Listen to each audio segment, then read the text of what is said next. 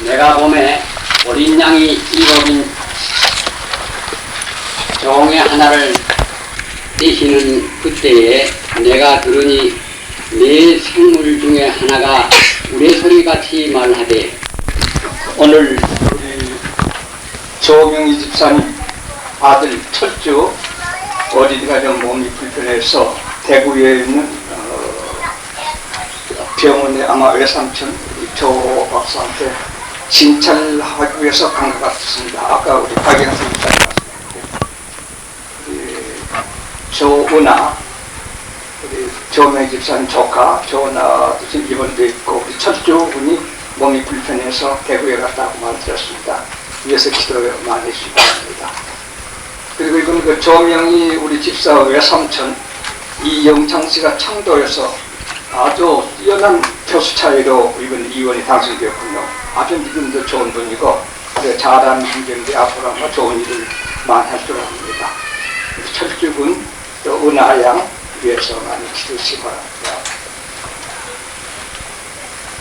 오늘 아까 우리 장로님께서 8절까지 읽으셨는데 오늘 다시 제가 9절부터 11절까지 다시 한번 읽겠습니다.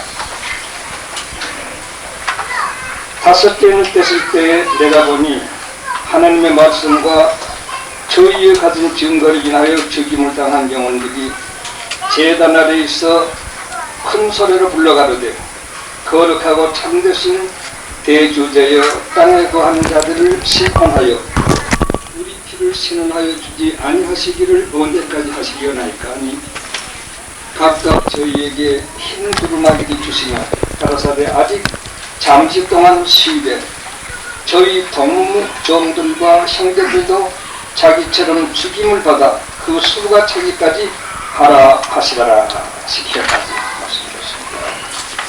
지난번까지 우리 넷째 인을 공부했습니다. 오늘 다섯째 인 되겠습니다. 오늘 공부를 잘 해보겠습니다. 다섯째 인은 제단 아래 소리입니다. 여러분이 가지신 이 교환의 8페이지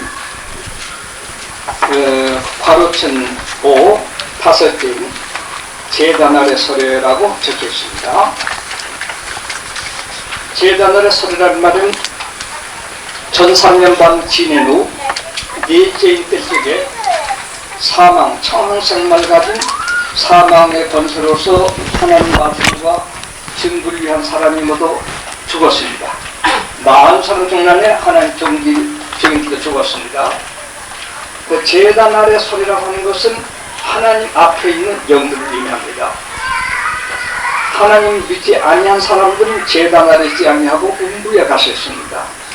제단 아래 소리라고 하는 것은 하나님께 예배드리는 거룩하신 성단, 하나님 보좌 앞에 있는 죽은 사람들, 선교자들 영원히 하나님께 기도하는 그런 장면이 다섯째인 되겠습니다. 오늘 여기서 매우 국제적으로 번거롭고 서로 싸우는 학설을 드리는 것을 간단히 정리해 드리도록 하겠습니다. 그리고 성경 보면서 잠깐 생각해 보겠습니다. 다섯째 인을 뗐을 때에 내가 본, 나는 언제든지 사도 요한이다. 여기서 하나님의 말씀과 저희의 가진 증거를 인하여 죽임을 당한 영혼들이 제단 아래 있다 하셨습니다. 1300년 반 시낼 무렵 후 3년 반 시작 직전부터서 넷째인 때부터서 선교자들이 목부임을 당해 죽은 선교자들 영혼이 제단 아래에서 하나님께 기도하는 것이 다섯째인 내용입니다. 그럼 여기서 우리가 몇 가지 생각할 수 있는 것은 하나님의 말씀과 저희의 가진 증거를 인하여 하나님 말씀과 저희가 가진 증거를 인하여 죽임을 당한 영혼들이라고 그랬습니다. 그리고 선교자들이죠.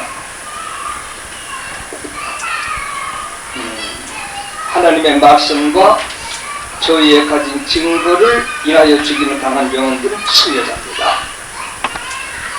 근데 어떻게 말씀을 가지고 또 하나님의 증거를 가진 이런 사람들이 죽임을 당할까?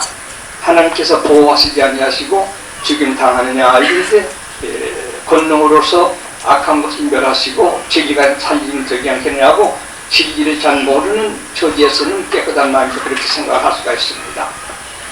근데 늘 제가 말씀드리지만 하나님께서 어머니 복중 세계, 이 두 번째 세계는 어머니 복중 세계는 인간 창조의 세계, 둘째 지구 세상은 인간 훈련 도약의 세계, 세 번째 다음 세계는 완성된 인간들의 영적 차원, 이렇게 계획을 가지고 있습니다.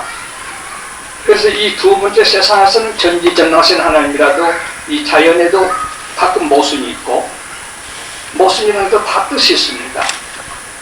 사람들이 죄를 짓게 될 적에 비를 내리지 아니하시고 한재, 청재, 풍재, 서재 이런 건 하나님의 맷때리시는 매로 성질을 취급하고 있습니다. 사랑하는 자녀에게 매를 때리죠. 남의 자식이야 잘못하게 되면 그냥 비웃고 말겠지만 자기 자식이 안 되는 때에는 어버이들도 속이 상하고 매를 때려 바로잡으려고 합니다. 그러므로 이 세상이 인생 창조 후 궁극 세상이 아니고 하나님과 같이 영원히 살 생명을 만드시기 위하여 도장으로 쓰시기 때문에 얼마든지 청취를 하시고 얼마든지 채찍질 하십니다. 그런 뜻에서 아무리 악한 세상이라도 말씀과 증거를 위해서 죽음 따위를 여사롭게 여기면서 이겨내는 이런 생명의 훈련의 도장이라고 볼 수 있습니다. 그래서 말씀과 예수 증거를 가진 자들이 훌륭한 성경하는 이런 과정을 받게 된다는 것 여러분이 아시기 바랍니다. 이 세상은 훈련의 도장. 그러므로 훈련을 아무리 해도 깨닫지 못한 사람들은 반발하고 원망하고 비판하다 죽고 맙니다. 진리를 깨닫는 사람은 어떤 정치가 오더라도 감사히 받습니다. 딸 같은 이가 굉장한 칭찬을 받았습니다. 하나님께 감사하기를 제가 지은 부족에 대해서는 아무것도 아니로소이다. 긍휼에 풍성하신 하나님이라고 하나님께 감사를 하고 있습니다. 어떤 자식이 어버이에게 좀 잘못해서 뿌둥하게 될 적에 참 좋은 자식은 내가 왜 어버이 마음을 이렇게 상하게 해주셨을까? 꾸중이라도 아무것도 아니야. 나는 죽도록 내려맞아도 어버이에게 이 잘못한 다 풀 수가 없어. 그런 마음을 가집니다. 참 좋은 자녀죠. 친구 사이도 마찬가지. 내가 얼마나 잘못했기에 저 친구가 저렇게 마음을 상할까? 친구 용서하게 정말 내가 참 적을 잘못해야 되는데 자네가 어떤 응대를 하더라도 나는 반항할 이유가 전혀 없네. 자네의 질책을 받을 것 밖에 다른 도리가 없네. 그 좋은 친구입니다. 이와 같이 이 세상에서도 참 적은 사인 충고를 달게 받기를 하는 이것은 사회에서도 굉장히 귀히 여기는 실상입니다. 때문에 하나님께서 말씀과 진리 가진 이런 사람들이 그것 아닌 공동세계, 불과 물이 상합할 수가 없고 빛과 어두움이 합할 수 없듯이 말씀과 진리 가진 사람, 그리고 말씀 진리 안 가진 사람, 말씀 진리 가졌다 하더라도 허위적으로 가진 사람, 이런 세계와는 부득불 상극된 마찰을 가진 안에서 하나님께서 이 둘째 세상의 경륜이 이루어져 가는 것입니다.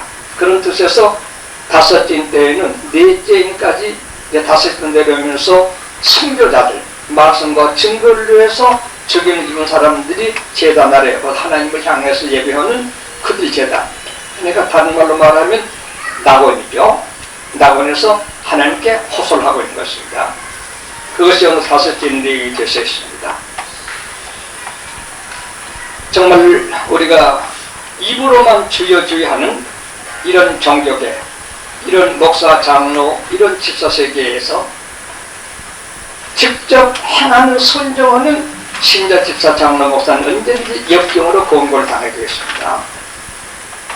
아벨은 하나님 말씀 그대로 순종하고 그 형 가인은 그대로 순종하지 않았습니다. 그 형이 동생 아벨을 죽였습니다. 예수, 베드로, 사도 요한 다 유대 사람으로 입니다. 그래서 그들이 진리를 강력히 행하며 외치게 될 적에 바리새 교인들 입으로만 주의를 하는 이런 정파에서 전부 잡아주겠습니다. 그러므로 말씀이 없는 사회에서 죽임을 당할 뿐만 아니라 말씀 있는 사회에서 입으로만 주의하는 성경만 하는 이런 사람들이 진실로 말씀대로 사는 사람을 식에서 잡아주겠다는 거 여러분 잘 아실 것입니다. 말세도 마찬가지입니다. 오늘도 신문에 보니까 유명한 세계인 부흥 강사가 교황의 지시를 받아가지고서 이북에 와서 부흥을 한다 그럽니다. 잘 되길 바랍니다. 많은 천주교, 신교, 공산주의 집단의 세계 연락이 된다는 이런 안에서 아주 잘 되기는 어려워요. 그런 움직임은 하나님의 말씀과 증거를 가진 이런 개교회 개인 종들에 대해서 우리의 핍박도 되어 있는 것입니다. 이것을 점점 시작되고 있는 것입니다. 우리나라에도 참 사람을 지금 제가 말하는 게 아닙니다. 이 세상 안에 미국 안만 하더라도 성경을 읽고 배우는 교회가 80% 성경가 떠났다는 걸 자기들이 말합니다. 성경책 펴놓고 읽기는 어렵죠. 나는 성경 다 믿을 수 없다. 누구를 다 수정하냐 하고 이제 소위 에큐메니컬 무브멘트로 해서 그 움직이면서 죄는 없다까지만 해방신학에는 죄는 없다. 괜히 성경에서 죄라고 하는 맨드업 사람 부자에게는 이렇게까지 나오고 있는 것입니다. 그래가지고 남녀 문제, 뭐 남의 돈 때문에 이런 저런 문제 하나도 질척하지 않습니다. 그럴 수밖에 없어 그랬겠지. 이렇게 긍정해버리면 하는 것입니다. 이런 세계 기업이 되어 있습니다. 어느 나라에서도 그런 움직임에 있는 어느 분이 시상에 올라 상을 탄다는 기록을 얼마 전부터 보고 있습니다. 매우 험한 사실이었습니다. 목사가 목사를 죽이는 예루살렘 교회, 그들이 예수 죽이고 바울 죽이고 베드로 잡아주겠습니까요? 이와 같은 시대가 오게 될 것입니다. 그러니까 우리는 보통 생각하기를 하나님의 말씀과 증거를 죽었다 하니까 안 믿는 사회에 무신론 세계에 죽이는 인다, 이것만 생각했을 때 아닙니다.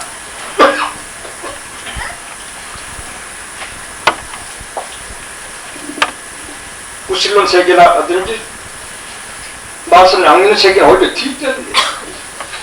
믿는 교계에서 먼저 쳐다보는 것입니다. 앞으로 주의해야 합니다. 오늘도 어느 자매가 미국의 영어로 된 팜플렛을 가지고 이것 어떻게 했느냐 문의했습니다.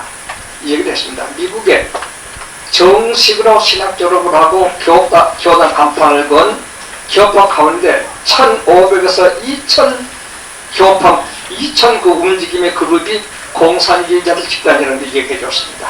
여러분 모르시겠죠? 지금 미국 교회가 전부 그렇습니다. 굉장합니다.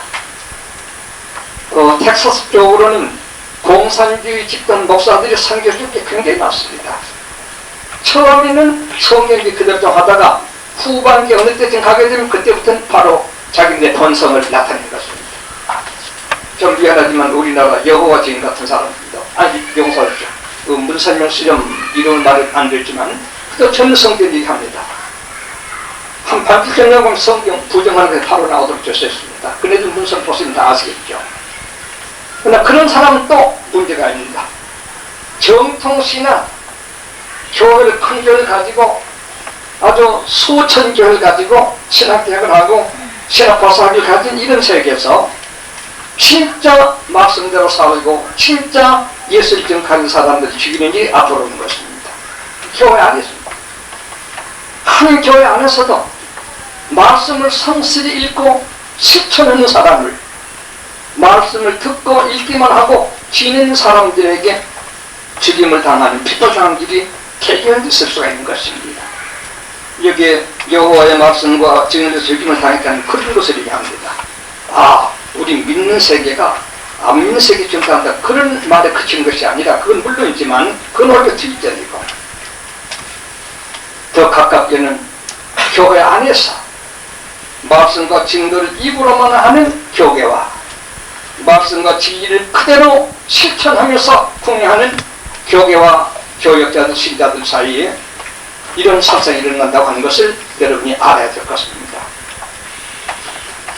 기차 타고든지 다니면서 보면 교회 정교회들마다 참 사랑스러워요. 저게도 우리 교회가 있구나 하지만 어느 교파에 속hin가가 문제입니다. 정말로 고문님대로 하나님의 말씀과 저희에 가진 증거를 가지고 있어서 책임당할 만큼 분명한 교회인가? 이걸 생각할 적에는 저 깊은 마음속 하나님 저 교회도 그런 교회가 되게 해주사는 기도가 저절로 속에서 이렇게 느껴지는 것을 늘 경험하고 있는 것입니다. 우리는 남을 죽이는 사람 되지 맙시다. 살리는 사람만 되도록 합시다. 남을 헐뜯고 비방하고 성경 가진 사람을 은근히 덜려하며 성경 읽지도 아니하고 그대로 순종도 하지 아니하면서 성경도 순종하는 사람들을 은근히 위한 그것이 바로 말씀과 진리가 있는 사람을 죽이는 사람들이 되게 되는 것입니다. 그것이만 죽이는 사람이 되는 것입니다. 여기서 이 말씀의 치를 여러분에게 알려드리고 있는 것입니다. 여하치 말씀과 저희의 가진 증거를 위해서 중탄다는 건 굉장히 많습니다. 계시록 1장 9절에도 내가 말씀을 증거하다가 반모섬에 귀양 왔다. 그랬어요. 말씀이 반모섬에 왔다. 계시록 12장 17절에도 세계 핍박이 일어나게 될 적에 영이 말씀을 지키며 예수 증거하는 자를 죽이려고 일어나고 있다. 계시록 12장 17절입니다. 20장 4절입니다. 말씀과 증거를 위하다가 목보임을 받은 자들이 살아서 왕노릇한다. 말씀은 전부 말씀과 증거를 바로하고 말씀을 그대로 가르치고 외치는 사람들은 설당이 거의 없도록 들려갑니다. 왜? 속된 교계가 많아지고 속된 신자들이 많아지기 때문입니다. 그러니까 사람들이 나쁘고 교가 나쁘서가 아니라 성경을 많이 읽고 신종하지 아니하니까 자연히 그렇게 들린다는 것을 우리가 생각하면 되겠습니다. 사람을 미워하지 맙시다. 지금도 주님께서 누가복음 18장 8절에 말씀하셨듯이 내가 세상에 갈 때 믿음을 보겠느냐? 말씀 다 떠났다고 말이에요. 말씀 다 떠났어요. 자기들 마음대로 내 격파는 나빠도 다 좋고 남의 격파는 저와도 다 이단이다. 우리 나라에 이런 게 지금 굉장히 많습니다. 제가 직접 겪는 것만 해도 수가 없습니다. 이 얘기할 필요가 없습니다. 부득이든 이해가 되겠습니다. 자, 그러면 하나님의 말씀과 저희의 가진 증거를 인하여 죽임을 당한 영혼들이 어디에 있다고요? 제단 아래 있다 했습니다. 5대는 후삼년반입니다. 후삼년반 전체를 5대는 한 인안에다 묶었습니다. 그걸 아시면 됩니다. 제단 아래 말씀과 진리에 가진 사람이 죽인 영혼들이니까 후삼년반이죠. 그들이 제단 아래 있다 했으니까 공중효계에 올라가 있다 했습니까? 이거 중요한 문제입니다. 세계가 준비 다 된 성도는 7년 대환란 전에 공중에 들려 올라가지 환란 안 겁니다. 좀 더 어떤 사람은 전 3년 반 지내서 후 3년 반 시작할 때 공중에 들려 올라가지 세상에 고생 안 당는다. 본문에는 후 3년 반인데 말씀과 증거를 죽은 영혼들이 제단 아래 성수하고 있다. 올라갔어요? 안 올라갔어요? 네. 그러니까 7년 대환란제 공중 휴거 안 한다는 게 이런 데도 당장 할 수가 있어요. 이해되십니까? 지금 성도들 제단 아래서 호소하고 있습니다. 공중에서 한 것이 아니라 이해되세요? 여기서도 7년 대환란 전에 공중 휴거냐 아니냐가 너무나 명백히 나타나고 있는 것입니다. 그거에 대해서 좀 더 설명을 해드리겠습니다. 이것을 준비 다 된 성도가 세상의 고난을 당하도록 하나님 내버려두지 아니하시고 7년 대환란 있기 전에 공중을 다 들려올라가 피란시킨다. 이렇게 이제 말을 해서 지금 세계의 정통 신앙가들 안에서도 아주 굉장히 많이 그렇게 주장하는데 그건 나쁜 뜻이 아니라 잘 못 깨달아서 그런 것입니다. 과거에 선지사들이 전부 순교했습니다. 승공열사도 나라에서 존경하고 역사가 그네들에게 경의를 표합니다. 진리 때문에 선교한 것을 불행으로 여긴다는 사고방식부터가 틀렸습니다. 진리와 비리와는 타협이 안 된다고 하는 원리 원칙도 그들이 모르는 것 같습니다. 그러므로 진리 때문에 아무도 죽는다, 인간 아무도 죽을 텐데 진리 때문에 죽었다는 것을 왜 불행으로 여기고 피해서 공중 들이 올라간다고 하는가? 그렇다면 예수, 베드로, 야고보, 바울 순교한 거다 하나님 내버려서 그렇게 순교했나? 생각하게 되면 여러분이 옥빛이 여미게 될 것이겠습니다. 순교는 최고의 승리입니다. 사도행 1장 8절에 딱 끝까지 내 증인이더라 마르트로서 우티니스라고 영문한 원어는 마르트로스 증거하라 순교자가 되라고 말합니다. 딱까지 가서 죽어라 예수 명령입니다. 진리 때문에 중경감보다 다른 게 어디 있습니까? 저는 되지도 못한 거에 신사불참되었다고 잡으러 왔단 말 듣고 어떻게 기뻤더니 달려가서 손을 내밀었더니 먹지 않더군요. 소갑은 도망한 사람 먹는 거지 쫓아온 사람 먹지 않는다고 아주 참 재밌는 그 경험이 좀 있습니다만 죽음이 진리 지킨 것 때문에 어려움이 온 것을 불행을 여긴다는 사고방식이 유치하게 잘 되는 것입니다. 동시에 여기 본문의 말씀대로 말씀과 진리를 위해 죽은 영혼들이 제단 아래서 호소하고 있습니다.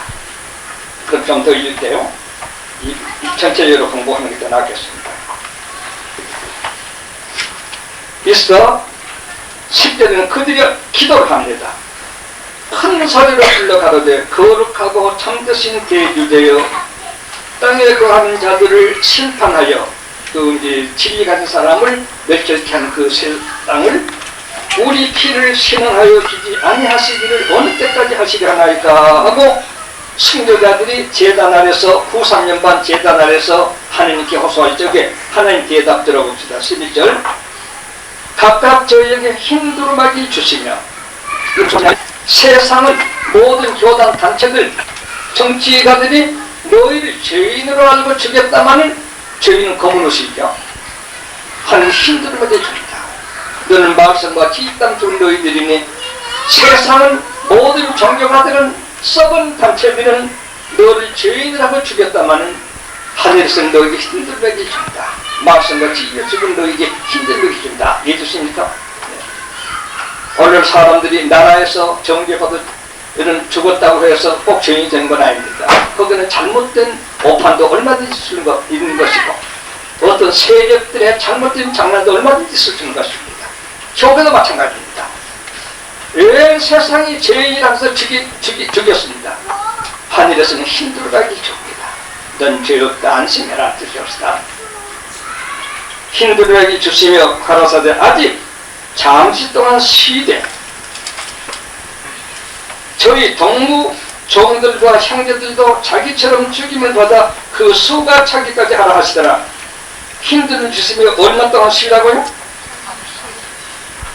잠시 동안 쉬되 후 3년 반에 전 3년 반 마치고 후 3년 반 시작 때 순교되던 이네들이 언제까지 기다리려고 하시기가 잠시 동안 쉬라. 이게 얼마일까요?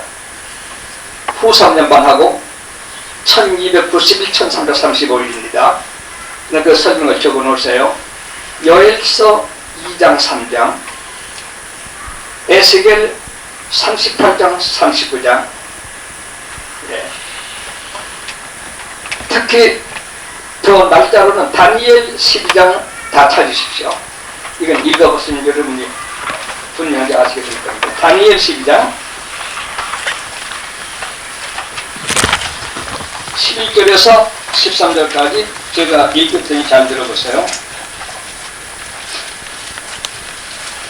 매일 드리는 제사를 폐하며 멸망케 할 미운 물건을 세울 때부터 1290일까지 지낼 것이요. 기다려서 잠시 동안 기다려서 1330일까지 이르는 그 사람 복이 있으리라.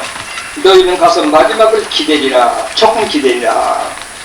3년 반과 75일 합하면 계시록에는 잠시 기다리라면 나타나 있는데 주님께서 다니엘 글 읽고 깨달으라고 마태복음 15절 말했는데 읽어보니까 제단 아래 내려갈 그때부터 3년 반과 75일 동안 기다리라.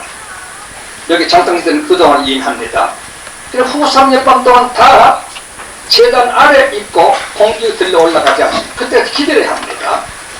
그러므로 7년 대 공주기는 있어요. 있는데 7년 대환란 전 또 후 3년 반 시작 때 올라간다 이 말은 틀린다는 걸 여기서 여러분 잘 아시기 바랍니다. 그럼 그것에 대해서 좀 더 우리 참고해 봅시다. 사도행전 4장 16절 제가 또 이거 같이 읽어보세요. 데살로니가전서 4장 16절.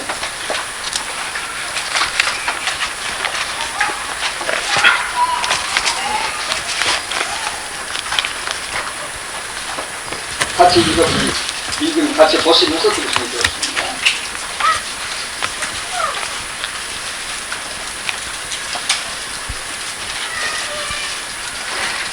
주께서 사도행전 4장 16절 주께서 호령과 천사장의 소리와 하나님의 나팔로 친히 하늘로 쫓아가는 것을 이니 주님 재림하실 때 그리스도 안에서 죽은 자들이 말씀과 증거로 죽은 자들이 먼저 일어나고 그 후에 살아남아있는 자도 저희 함께 구름수로 올라간다. 그리고 순교자들의 부활은 예수님 지상 재림한 그때 부활한다. 그때까지는 잠시 쉬고 기다리라.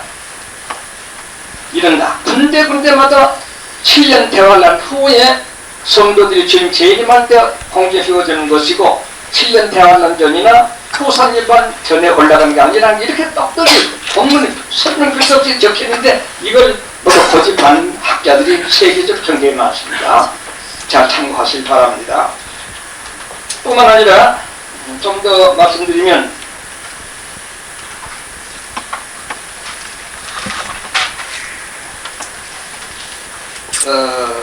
계시록 12장 2절 우리 계시록 있는 걸 한번 찾아봅시다.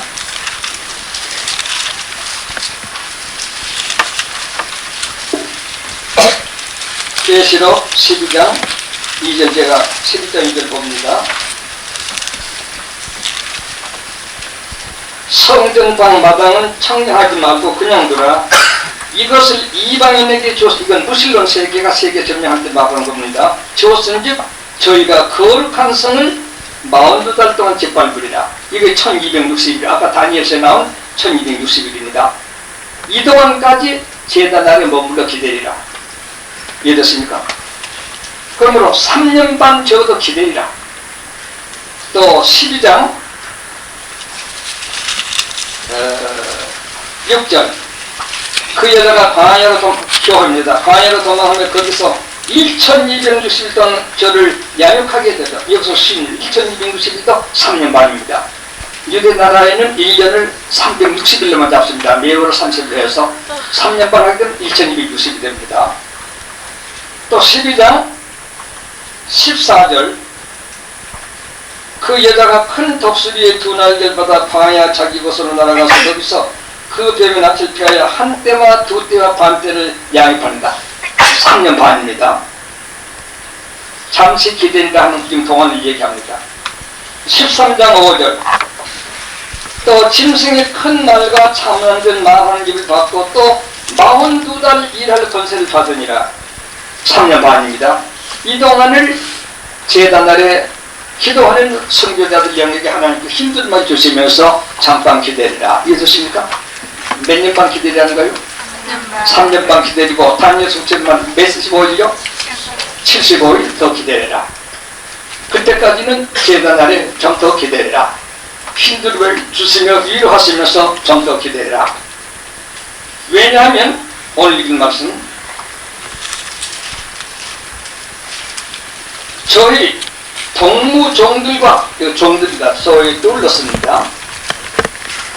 그러니까 무슨 서번트나 번역부터 슬레이브가 되겠습니다. 종들과 형제들도 자기처럼 적임을 받아 그 수가 차기까지 하라 하시더라. 후 3년 반에 선교자 수가 있습니다. 14만 4천입니다. 그건 예언대니 7장에서 공부 나옵니다. 네 지파의 1만 지성 14만 4천입니다. 14만 4천 선교자 수가 있는데 너희는 이미 선교자로 제단 아래 가 있다마는 후 3년만 동안 안에 너희 수에 동참할 수약이 남아있으니 그 수가 차도록 기다리라. 이해도 좀 기다리라는 거. 이와 같이 똑똑하게 후 3년반 후에 주님 재림하면서 성경이 부활한다고 하는 거 이렇게 있는데 기어이 세계 교파 각단체에서는 이건 이단은 아닙니다. 덤계단일 뿐이니까 그 전에 공개하겠다고 말합니다. 20장 다 찾으세요. 계시록 24. 매우 여기는 이것 가지고 한국인들도 싸우고 있습니다. 그래서 자세하게 설명해 드립니다. 계시록 20장 4절.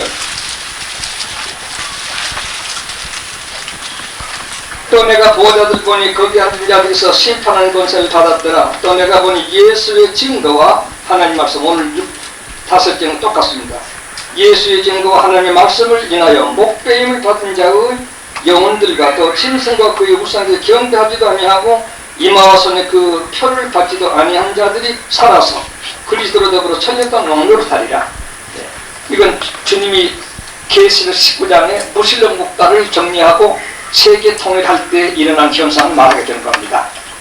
이와 같이 7년 대환란 후에 순교자들이 살아나게 될 것을 하나님께서 힌두르마해 주시며 잠깐 기다려 순교자 수에 예정된 동부가 다 수체까지 기다리라.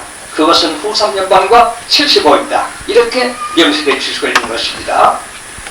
성경 많이 보신 분은 기가 막히도록 좋아하실 줄 압니다만 처음 듣는 분은 그런 동 저런 동 이렇게 생각될 수밖에 없습니다.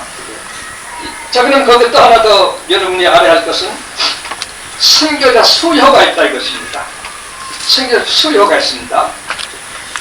하나님께서는 아무나 어떻게 하다 그냥 선교자가 됐다. 어떻게 하다 선교자에 빠졌다 그게 아닙니다. 1.1의 변경 없이 예정을 정확히 하고 계십니다. 요한복음 22장 18절 이하에 베드로에게 말했습니다. 베드로야, 네가 어려서는 이리로 다녔지만 장사하면 손을 펴리니 네가 원치 아니한 것을 돌려가리라. 이렇게 말하시는 베드로가 어떻게 죽을 것을 말씀하신다라. 베드로 순교자 수에 들어있습니다. 베드로가 주님에게 요한은 어떻게 되느냐 물었으니 그는 내가 올 때까지 머물러 있게 할지라도 너와 무슨 상관이야. 너나 순교하면 되는 것이다. 사도 요한은 순교수에 안 들었다 이 말입니다. 베드로 때보다도 사도 요한 때 기원 96년 도미시언왕이 피피다가 더 혹심했는데 요한은 와서 정신했습니다. 하늘과 순교 똑같은 자기 제자냐면 베드로는 순교자 수에 예정되어 있고 요한은 와서 정신에도 예정되어 있습니다. 뱀뱀이 못하는 것만은 나보다 훌륭한 종들은 세사부참 다 지내다가 지금 죽었는데 저 혼자 살아남아 있습니다. 앞으로 순교할 때 그냥 앓다가 죽을지 모르겠습니다만 수가 정함에 따라 성자 수가 정했습니다. 네 동물이 죽어서 수 차이까지 기다려라. 그게 후삼교만 동안 말합니다.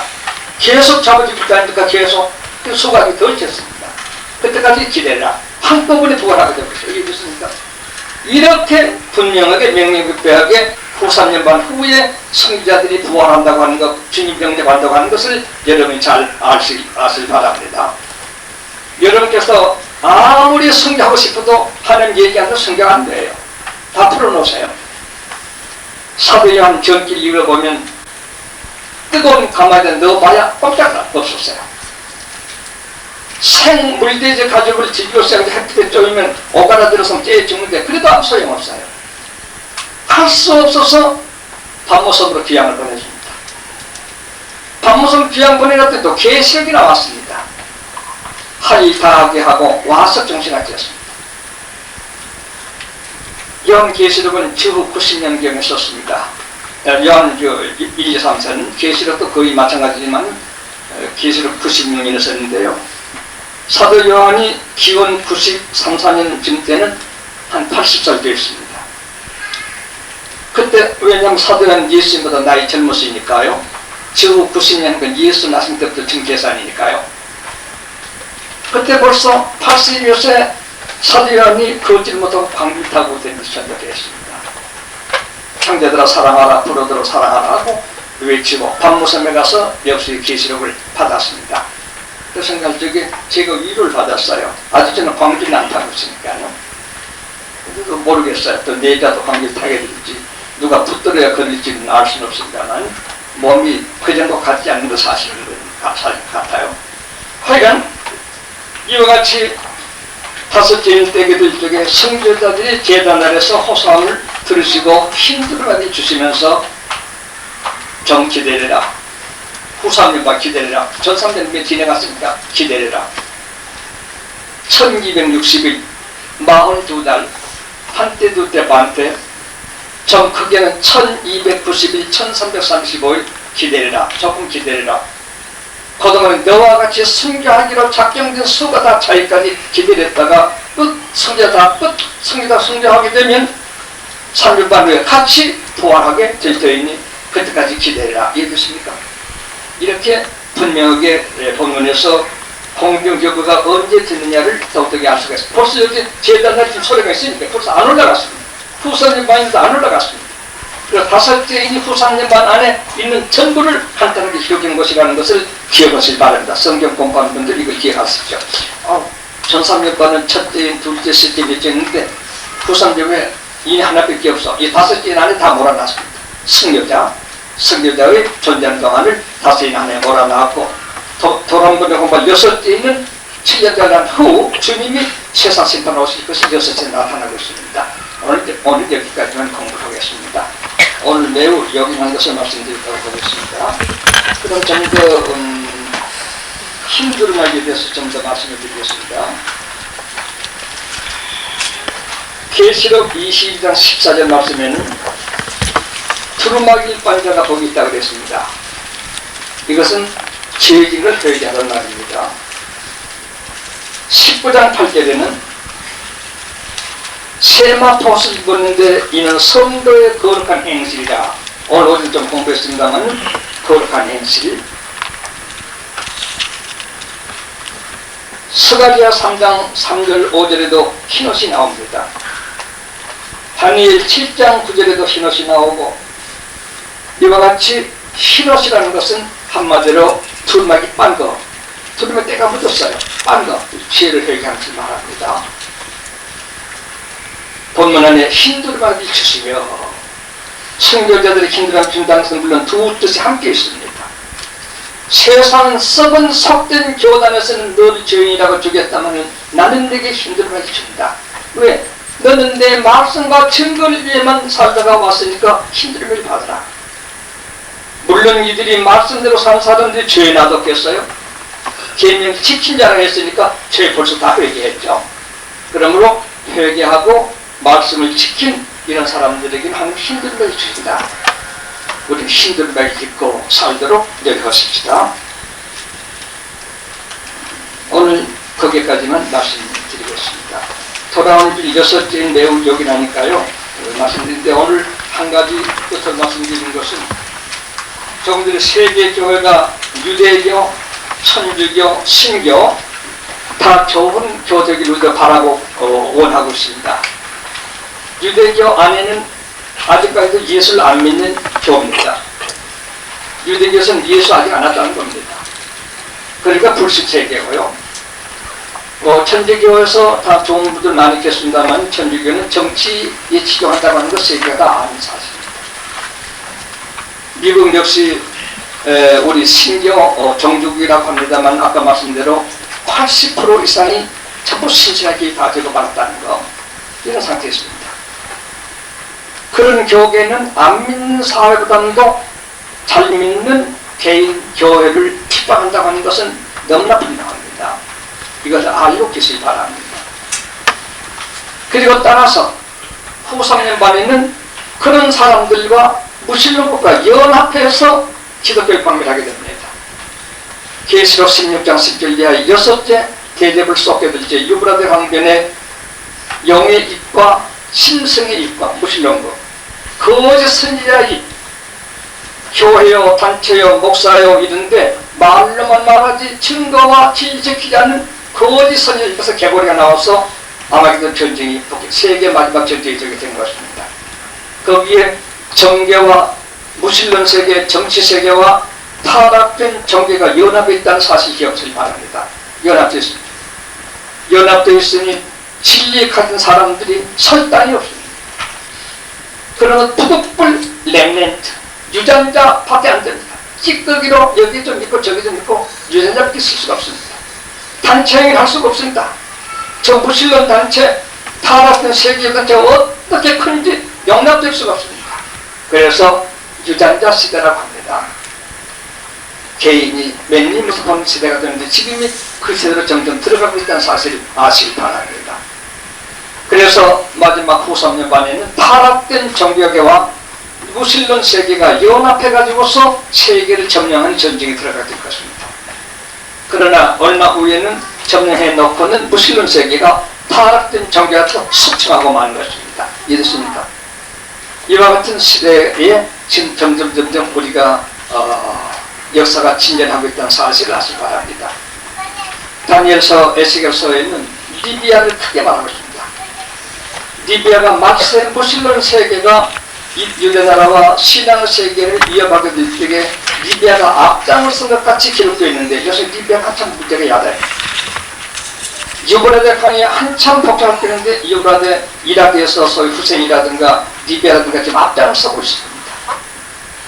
이와 같이 세계는 점점 타락된 종교계, 무신론 세계 연합 이런 것들이 성경 말씀을 이루려고 나아가고 있는데 이때에 여호 하나님의 증거와 말씀을 바로 받은 사람은 그 두 세력에게서 제점을 당한다는 걸 기억하시기 바랍니다.